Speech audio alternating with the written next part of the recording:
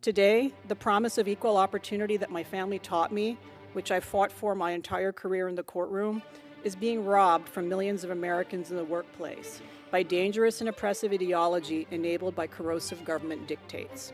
Young girls and women are seeing their dreams of hard-fought equal access to sports opportunities, of even basic privacy, modesty, and dignity in women's private spaces, being sacrificed on the altar of political correctness. Chairman Grassley, Ranking Member Durbin, and members of the Judiciary Committee, I would like to thank all of you for this opportunity to respond to your questions. And thank you to Senator Lee for his very kind introduction of me. I'm grateful for the time that many committee members have taken to meet or speak with me before this hearing, and I have valued hearing their concerns and ideas about the Civil Rights Division. I thank President Trump for nominating me to this important position. He knows all too well how the Department of Justice may be weaponized for the wrong ends, for political persecution, for payback, for punishing protected speech and ideas. As his lawyer for several years, I too am keenly aware of how quickly justice may become unjust. I also want to thank Attorney General Pam Bondi for her inspiring leadership and her trust in me.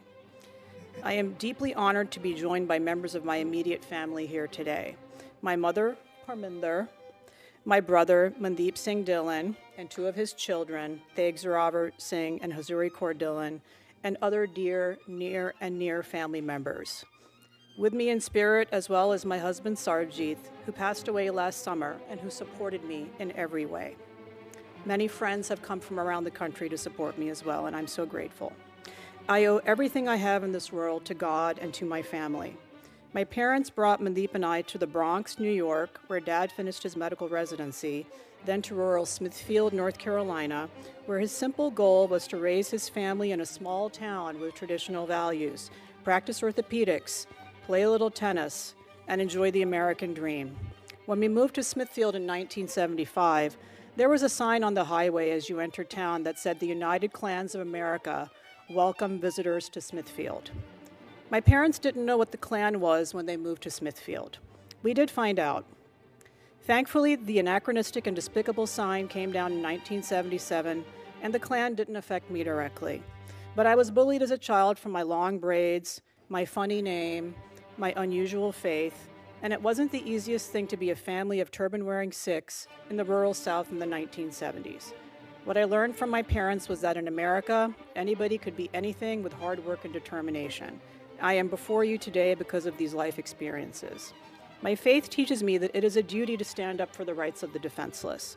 Throughout my 32-year legal career, I have honored this teaching through my legal work. In law school, I've been an advocate for victims of domestic violence, work I continued for over a decade in private practice. I've advocated in the courts for asylum seekers facing religious and political persecution. My clients have included Muslims, Buddhists, Hindus, and Christians. This work has taught me deep compassion for the oppressed, as well as a daily appreciation for the liberty that Americans often take for granted. I was a lawyer in private practice in Silicon Valley when the 9/11 terrorist attacks struck.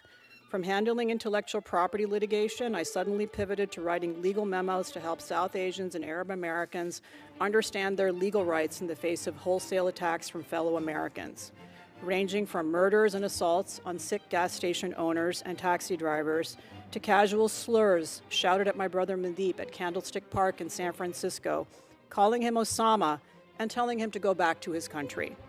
This is our country, senators, and it is the greatest country on God's earth. Today, the promise of equal opportunity that my family taught me, which I fought for my entire career in the courtroom, is being robbed from millions of Americans in the workplace by dangerous and oppressive ideology enabled by corrosive government dictates. Young girls and women are seeing their dreams of hard-fought equal access to sports opportunities, of even basic privacy, modesty, and dignity in women's private spaces, being sacrificed on the altar of political correctness. Generations of young people have been denied educational opportunities because of their immutable characteristics, instead of merit, even in the face of Supreme Court precedent that clearly bans such admissions policies. And our elections are consistently at risk of becoming ad hoc coronations where government officials in power put a thumb on the scale to achieve preferred outcomes. Our democracy is the lifeblood of our republic. Insecurity in this process breeds mistrust. Mistrust breeds anxiety and anarchy.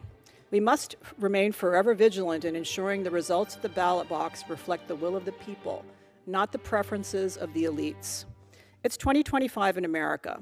President Trump was just elected with a historic amount of support from Latinos, African Americans, Asian Americans, and Americans without college degrees. There is no greater time to be alive and to be an American than today. If I am honored to be confirmed as Assistant Attorney General for Civil Rights, this is my promise, Senators. I will bring my decades of experience as an attorney fighting for the rights of the defenseless to work every day. I will start every analysis with the Constitution. I will respect the words of statutes and the teachings of the courts, even if I disagree with them, though I will act within the law to challenge legal rulings I believe are wrong or statutes I believe are unconstitutional. What I will never do is use the DOJ Civil Rights Division as a partisan tool to push a political agenda. The Department of Justice stands for justice for all Americans. My parents crossed true oceans to bring me as a small child to America. We as a family are Americans by choice, and I can think of no higher honor as a lawyer than to be charged with defending and advancing the civil rights of all American citizens. Thank you.